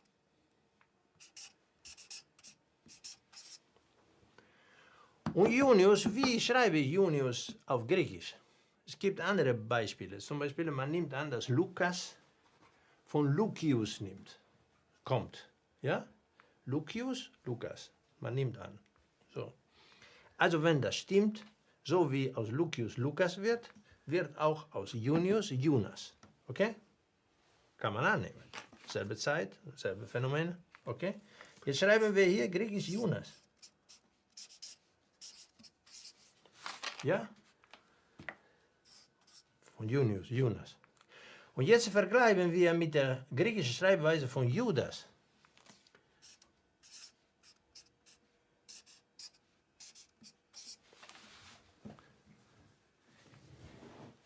Sie sind fast identisch. Der einzige Unterschied ist die Richtung des letzten Striches von Ni und Delta jeweils. Schau, hier geht es nach oben und nach rechts. Hier geht es nach oben und nach rechts.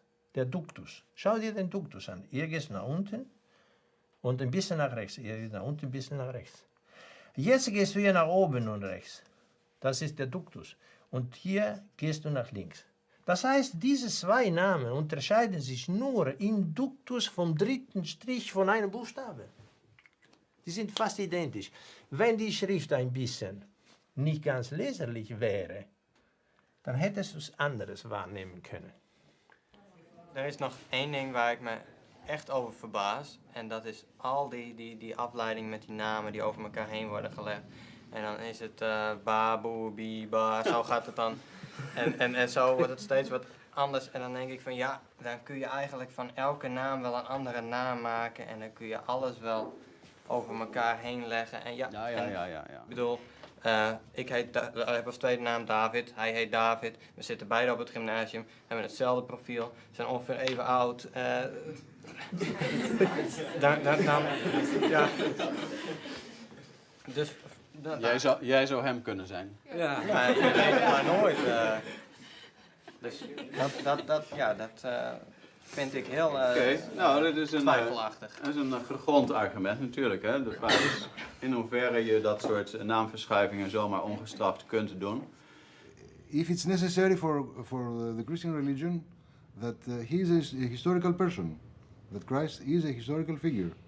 But on the other hand, you don't have testimonies to that by classical historians. Then the other possibility we have is that he has existed elsewhere and that he was another person. That's only logical.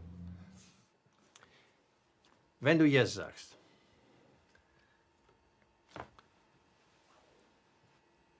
Jesus hat existiert, dann hast du ein Problem, weil bei den Geschichtsschreibern ist er nicht belegt. Wenn du jetzt sagst, Jesus ist nur ein Konglomerat von Mythen und Legenden, denen man nachträglich eine historische Existenz nachgedichtet hat, hast du auch ein Problem. Denn du kannst nicht mehr erklären, wie das Christentum so plötzlich und so im ganzen Reich entstehen konnte, wenn der Autor des Christentums nicht existierte. Denn Mythen und Legenden gab es viele. Warum hat sich gerade diese durchgesetzt und nicht die von dem und so von dem? So, das hast du in jedem Fall ein Problem. So. Und anstatt 2 Jahrhunderte lang, 3 Jahrhunderte gegeneinander zu kämpfen, wie in Verdun und in Grabenkampf zu führen, könnte man machen wie in der Mathematik. Was macht man in der Mathematik, wenn man eine Aporie hat? Man sagt, nehmen wir an, das Problem sei gelöst und schauen wir, unter welchen Bedingungen das Problem gelöst ist. Das ist sehr einfach, unter welchen Bedingungen diese Probleme lösen lässt. Man braucht nur anzunehmen, dass es eine Neuschreibung stattgefunden hat.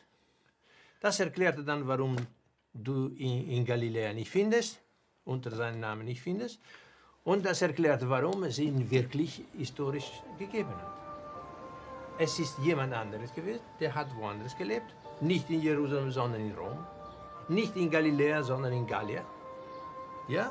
Und seine Geschichte wurde dann im Zuge einer Neuschreibung transponiert.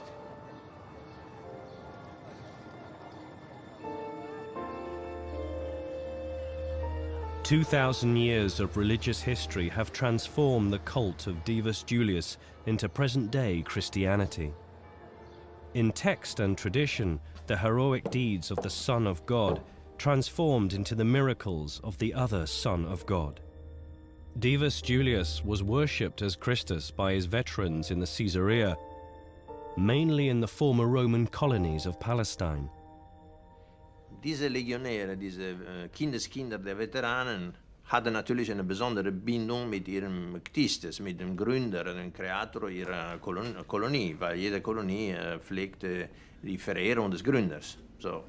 Und dadurch entstand im ganzen Römischen Reich ein einheitlicher Kult. Der Kult des Divus Julius war staatstragend. So. Und Konstantin hat begriffen, dass dort das wahre Potenzial ist.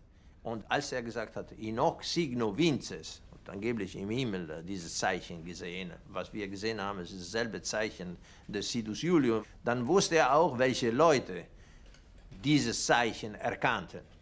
Und das waren natürlich die Kindeskinder der Kolonie.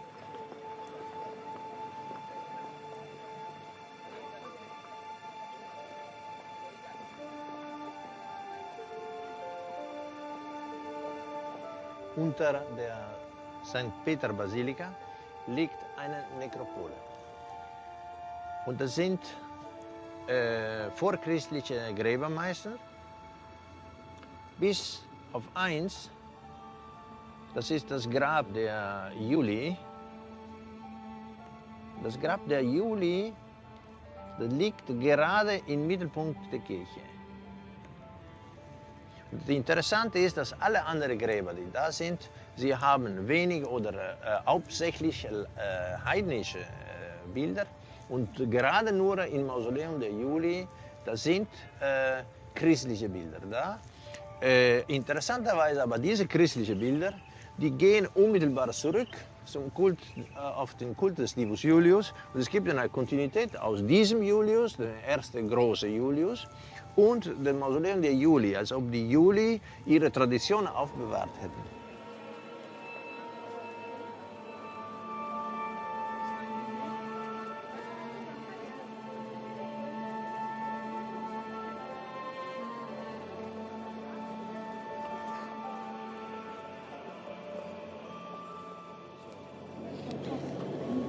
Das Mausoleum der Juli ist hier. Das ist Mausoleum M. Hier kannst du sehen. So, das ist jetzt gedreht. Das Mausoleum M der Juli hier.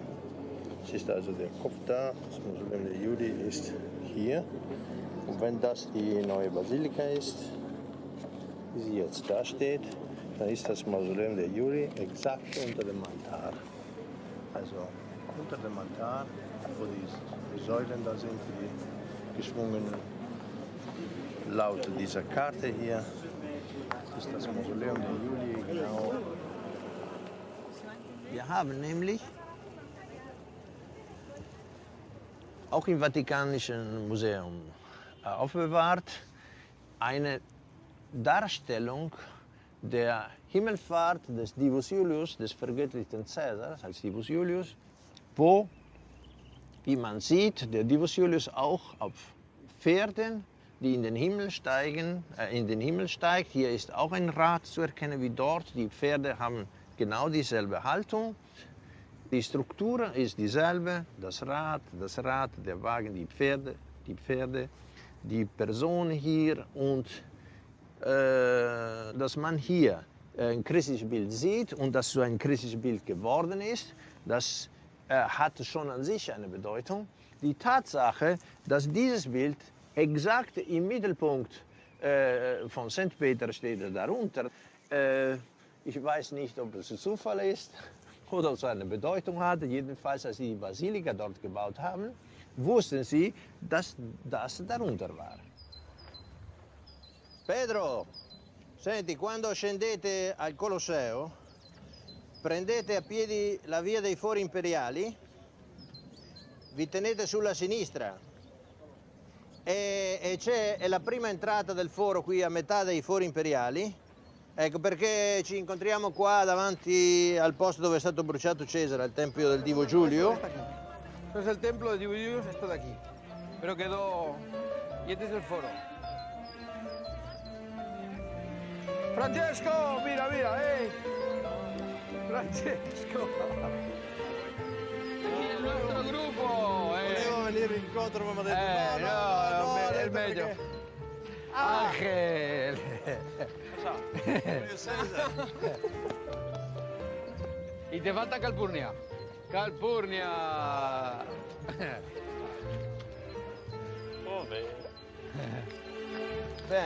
Vamos a ver el templo. Sí. Pues esto está ahí en el... Es como la cruz. Tropeones son una cruz más pequeña. Estos son los ángeles con el tropeum. The events in the life of Caesar, and especially his tragic death, would be the actual foundation from which the narrative of Christ developed. Just like the churches that stand on the ruins of the ancient temples, the Forum Romanum would be the birthplace of Christianity. De ese lugar que se llama el Capitolio viene levantado una efigie de cera que aparece un crucificado delante del Capitolio, del lugar de la calavera. Luego cuando se reescriben los evangelios es muy fácil reescribirlos porque estaba escrito ya el monte ese era el Capitolio, lugar de la calavera.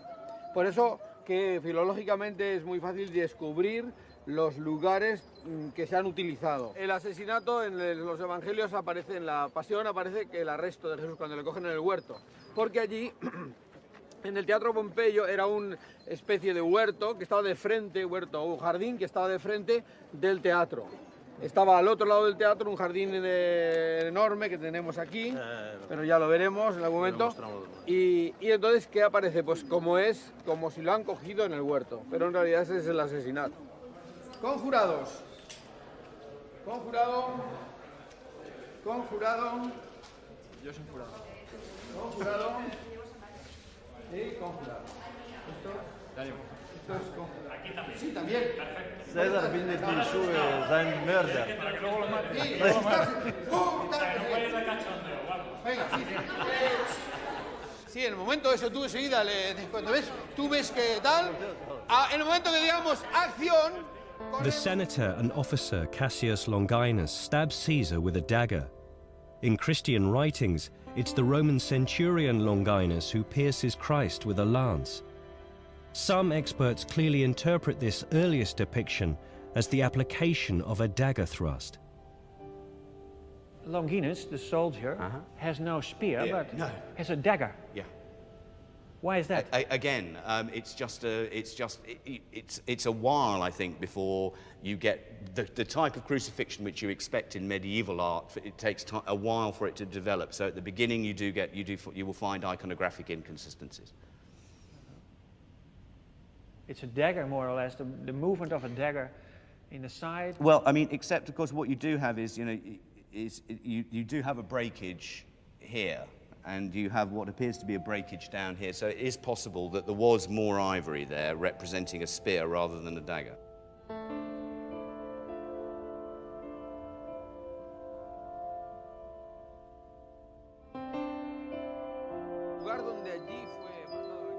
On the day of Caesar's death, a lamb was sacrificed to Jupiter, a lamb of God.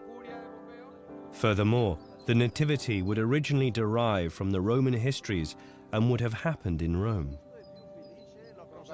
La simbólica que tiene este capita bubla es que lo primero que Octaviano nace aquí, que se llama capita bubla, que significa cabeza de buey, y en la cabeza de buey siempre está el pesebre, todo el mundo lo sabe, ¿no? Bei der Geburt von Jesu ist die Rede von einer Krippe, aber nirgendwo steht es in der Schrift von einem Ochsen oder von einem Esel. Aber Ochsen und Esel stehen trotzdem in der Krippe und die sind bedeutend. Und eine Krippe ohne Ochsen und Esel, das würde niemand als Krippe akzeptieren. Niemand. Jedes Kind würde dir sagen, das ist nicht die Krippe. Das ist nicht die echte. So, die gibt's aber bei Augustus. Ja. Pliny, the elder, tells of a conspicuous sign in the sky at the new birth of Augustus as the Caesar child. A great light appeared in heaven, a comet. That this comet appeared on his behalf, and that he therefore was born. Truly, if we want to profess a truth, that was a joyful sign for the whole world. The birth of Christ in a stable would stem from Caesar's adoptive son, who was born into a meager life, and who later bore the same name as his divine father, Gaius Julius Caesar, the future Emperor Augustus. Wir sehen aber Elemente in der Krippe, die nicht in der Schrift sind. Von Kaiser Augustus selbst wird erzählt Folgendes: Geboren wurde Augustus kurz vor Sonnenaufgang in der Gegend des Palatins, die bei den Ochsenköpfen heißt. Könnte, wäre eine Frage, theoretisch sein, dass diese Elemente abgefärbt haben von einer früheren Tradition, die auf Kaiser Augustus zurückgeht, der ja in der Weihnachtsgeschichte ja namentlich genannt wird. Das war selbstverständlich, dass man hat für die Schafe keinen Platz, aber man hat für die Esel und Ochsen und Platz gehabt, ne? Wo sie nachts immer reingekommen sind, wo die Futter bekommen haben. Und ich glaube nicht ganz, dass es mit Augustus etwas zu tun hat. Conspicuously, the child lies at the head of an ox, and next to the manger there's an ass and also a Capricorn, two other important animal symbols in the iconography of Augustus. It was rumored that he had been conceived by the god Apollo, and that his mother's body was maculated after the unexpected pregnancy, a divine sign which later, for reasons of decency, could have been altered into an immaculate conception. Even the stable of Bethlehem would come from the pantry of Velletri, in which Augustus lived as a little child. Aber gut, ich meine, es könnte sein, aber man muss dann einen sehr starken Glauben haben, so etwas. Weil viel, viel später von der Armut her, wo das Kind allein zur Welt gekommen ist, wo die beiden nicht viel hatten. Kannst du es aufnehmen, dass du ihn auch aufnimmst? Weil er spielt ja Marcus Antonius, damit er die Gäste macht. Nada más es el gesto nada más. Es el gesto. Muy bien. Muy bien. Bueno, yo también digo lo mismo, que me parece bien que haya alguien que haya investigado y haya dicho que cómo es, o sea, cómo ha sido realmente, porque lo que repito es que nos han metido en la cabeza de que era así y realmente estamos viendo que no era como nos han explicado. Y que se atreva a investigar cosas nuevas. que se atreva, porque es muy importante que alguien, el cristianismo con lo importante que es, con la importancia que tiene en nuestro país, en nuestro mundo, que alguien se atreva a tocar un poco, o sea, a investigar un poquito de ahí. Claro. No es Italia, es Roma. Hoy es el día en que se hizo el funeral, que es en el Rostra. Entonces vamos a ir allí al Rostra para después hacerlo o visualizarlo.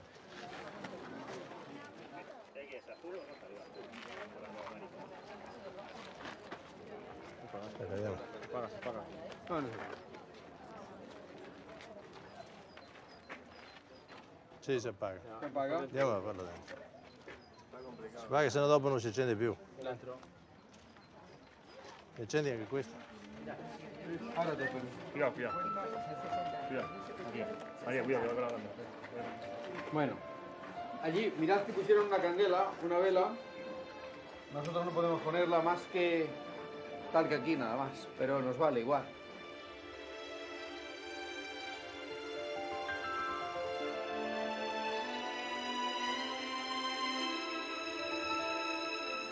No, es verdad. Muy bien. Hay muchísimos españoles. Emocionante, ¿eh? Se siente hablar. Y esto se refleja, es la esencia del cristianismo. La moral del cristianismo nace aquí.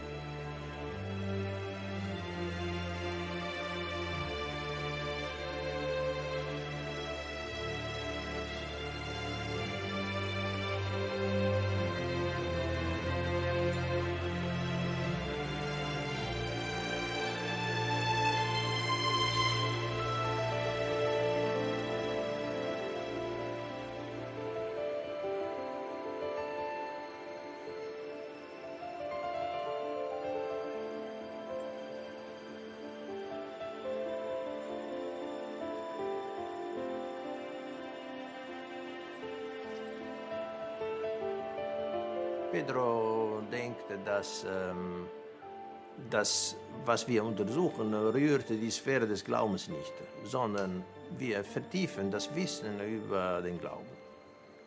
Entonces, el descubrimiento esto nos hace abrir mucho los ojos para ver la amplitud que tiene y nos hace agudizar la mirada para ver los niveles de profundidad que tiene nuestra religión, en donde nada queda excluido.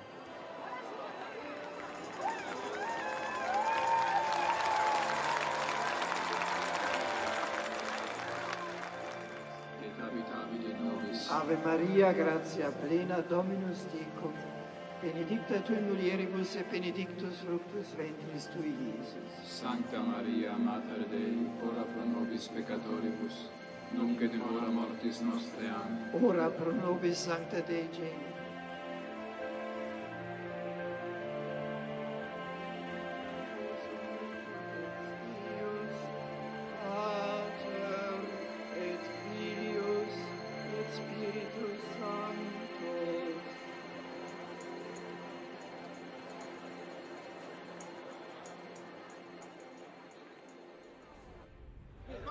La fuga comincia qui. La fuga, la huida, empieza aquí. Porque cuando lo habéis matado, soy preso del terror. Tienes miedo del pueblo. It's 1, 2, 3, cruce.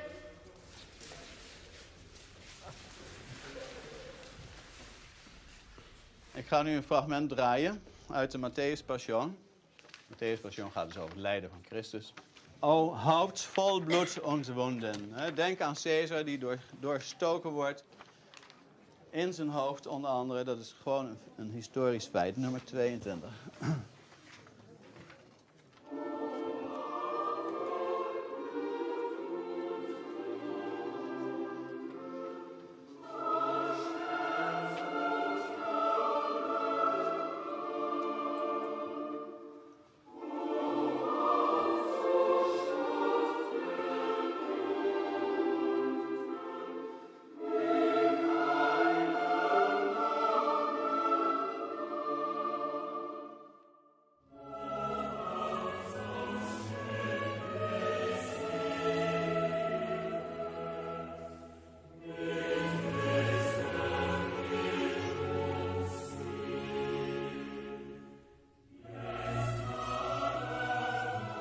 Oicete de tris, hyperis amplition, oligonistero en themeniton necronis forion, icade comison diatis agoraso romenon, ence encen, anestalmenon ton paracalimaton, aiorumenas ta giras, que ta sepitu proso publigas.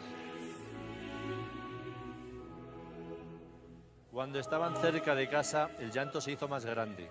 La esposa se precipitó fuera con muchas mujeres y siervos, invocando al marido y compadeciéndose a sí misma, porque en vano le había dicho que no saliera aquel día. Pero ahora un destino más poderoso, más allá de cuanto se esperase, había caído sobre él. La noche precedente, su esposa Calpurnia sintió que su marido era cosido a puñaladas en sus brazos. Lo vio chorrear. Después de pronunciar tales palabras, se recogió el vestido como un inspirado y, ciñéndose para tener libres las manos, se colocó junto al féretro como sobre un escenario, bajando la cabeza hacia él y levantándola de nuevo, y en primer lugar le entonó un himno como a un dios celestial, y levantó hacia arriba las manos para testificar su linaje divino.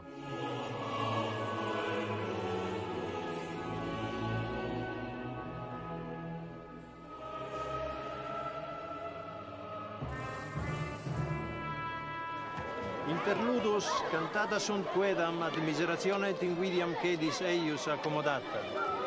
Ec pacuvi armorium judicio, men servasse ut est in qui me perdere, et ex electra Achille ad simile sententia. Laudatialis loco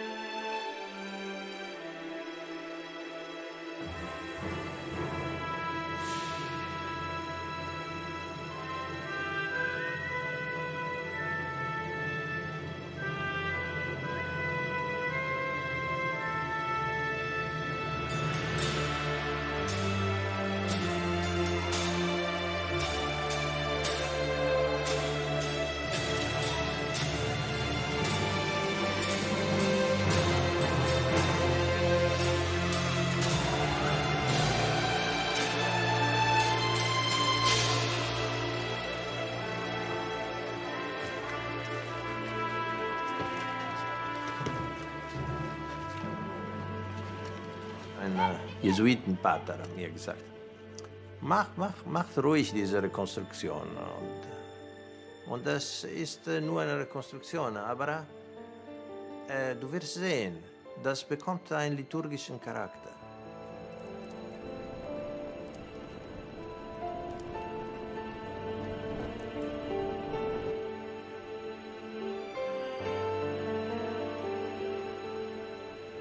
Querían unos que se le quemara el cadáver en el templo de Júpiter Capitolino, otros en el salón de actos de Pompeyo, cuando de súbito dos desconocidos, espada al cinto y blandiendo sendos pares de dardos, se aproximaron al pie del catafalco y le prendieron fuego con hachas de cera ardiendo.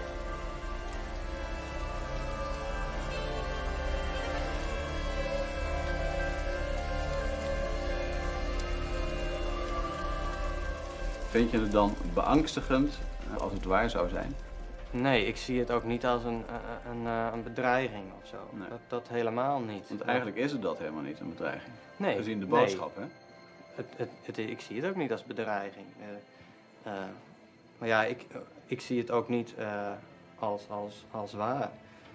En ik ga er ook niet van uit dat het waar zou kunnen zijn, eigenlijk. Maar dat komt ook omdat ik de Bijbel gewoon zie als een waar geschiedenisboek. En niet als een sprookjesboek, zoals sommige mensen het wel willen noemen. Pero cuando la Iglesia Oriental prende la pira, todos dicen Christus anesti. ¿Qué quiere decir? Ha resucitado en ese momento. Sí. En el momento en cui la antorcha se prendía. Sí, se prendía, era el momento de la resurrección.